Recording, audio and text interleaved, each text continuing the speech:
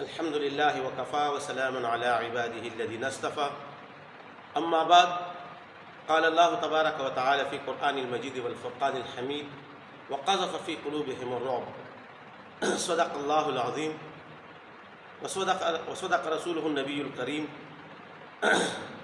ونحن على ذلك لمن الشاهدين والشاكرين والحمد لله رب العالمين. زمان محترمو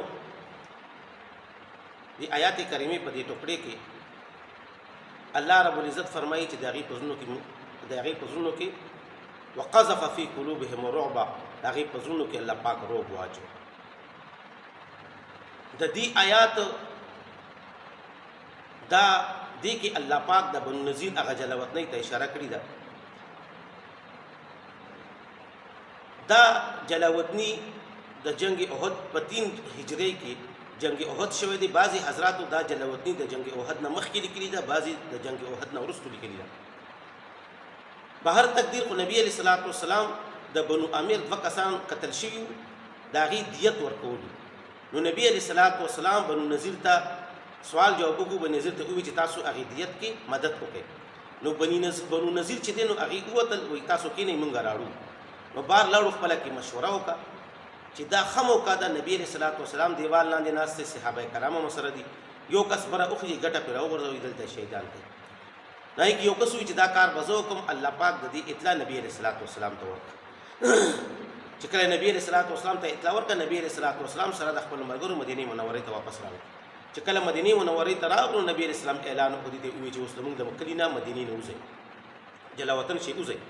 نو بنو نذیر انکار وکړو چې موږ نه وځو. نبی علیه الصلاۃ والسلام د هغې محاصره وکړه. چې محاصره یې د هغې وکړه، نو الله پاک وفرمیل وقذف فی قلوبهم الرعب، د دې په زړونو کې موږ رعب واچو. بیا وتښتېد، ووتل، کومه جلاوطن شو. نو لہذا دا روب مسلمانانو ته الله پاک دا د عالمي ارواح نه ورکړی دی. مسلمانانو ته الله پاک یو روب ورکړی دی، او دا روب د عالمي ارواح نه الله پاک دی مسلمانانو ته ورکړی دی. حدیث کې راځي، مفهوم یې داسې ده چې کله آدم علیه السلام الله پاک پیدا کو، نو د هغه په شا باندې خپل لاس بلا کیف الله پاک ووهو. نو در قیامت پورې د آدم علیه السلام چې څومره اولاد پیدا کېدونکی دی، هغه د ناري نیوګو په شکل باندې را پیدا شو، د هغې ارواح. نو هغې نه الله پاک یو وعده واخیسته، الستو بربکم، ایا زه ستاسو رب نه یم؟ نو هغې ټولو په یو اواز باندې ووي قالو بلا انت ربنا. ولې نه؟ ای الله ته زمونږ رب یې، ولې نه ته زمونږ رب یې؟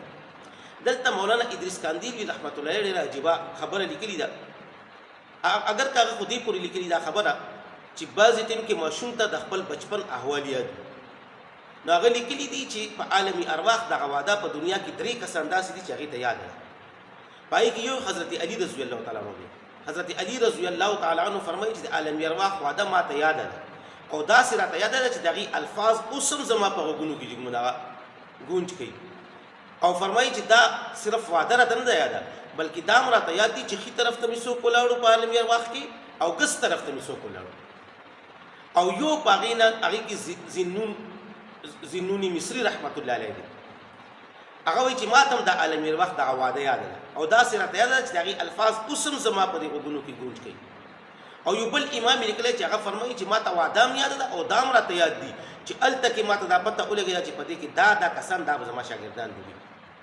بهر تقدیر نو الله پاک دی آدم علیه السلام دی اولاد نه واده واخیسته چې یا زه ستاسو رب نه یم. ټولو ووایي چې ولې نه ته زمونږ رب یې.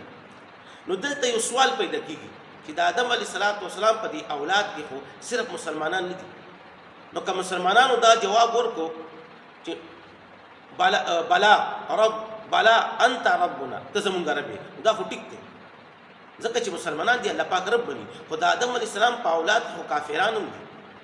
نو دې کافرانو څنګه دا جواب ورکړو چې ته زمونږ رب یې، خو الله رب نه مني. نو مفسرین لیکلي دي چې کافرانو جواب ځکه ورکړو چې په دې باندې روب راغی، یره خوف روب پرې راغی، ځکه چې الله پاک تپوس کوي، احکم الحاکمین دی چې بادشاه د نه کله تپوس کوي که نه، نو سړي باندې یره خامخا راځي، روب راځي. نو دا احکم الحاکمین دی، د دواړو جهانو بادشاه دی. نو چې هغه تپوس کوي یقینا خبره ده روب به راځي. دویم مسلمانانو په یو اواز باندې وویل قالو بلا، ولې نه ته زمونږ رب یې. نو چې مسلمانانو په یو اواز باندې دا ووایي نو د کافرانو باندې روب راغی. نو کافرانو دا روب د وجې نه په هغې کې جواب ورکړي ته زمونږ رب یې. ولهذا ما عرض وکړو چې د مسلمانانو دغه روب الله پاک دا د عالمي ارواح نه ورکړی دی. لرې به نه ځو، نږدې مثال درکړم د افغانستان. کله چې روس په افغانستان کې شکست وخوړو نو د روس فوج واپس لاړو، نو د هغه چیف آرمي سټاف یو نایخانې ته لاړو ویښته یې وړه کول. د هغه نه یې ترېنه تپوس کوي چیف صاحب د افغانستان حالات څنګه دي؟ نو هغه وله خبره اخوا دېخوا کوي او ښه دي دا او دا. لږ ساعت تېرېږي نه یې بیا تپوس کوي. نو دغه چیف بیا خبره اخوا دېخوا کې جواب ورکړي چې لږ ساعت تېرېږي نه یې بیا تپوس کوي. نو دغه چیف ورته غوسه شي چې کمبخته ته ویښته وړه کوي که ته افغانستان فکر اخیستی. نو دغه نه یې ورته په جواب کې وایي چې افغانستان باندې هېڅ کار نشته، د افغانستان فکر نه یم اخیستی، خو چیف صاحب زه چې کله ستا ویښته وړه کوم او زه د افغانستان نوم والمه نو ستا د ویښته نیغ ودرېږي. نو ما ته په دې کټینګ کې اسانتیا راشي. نو دې وجې نه زه بار بار د افغانستان تپوس کوم چې ستا ویښته نیغېږي نو ما ته کټ کول اسان شي. نو دغه روب مسلمانانو ته الله پاک ورکړی دی چې مسلمانانو په کافرانو باندې به د مسلمانانو روب وي.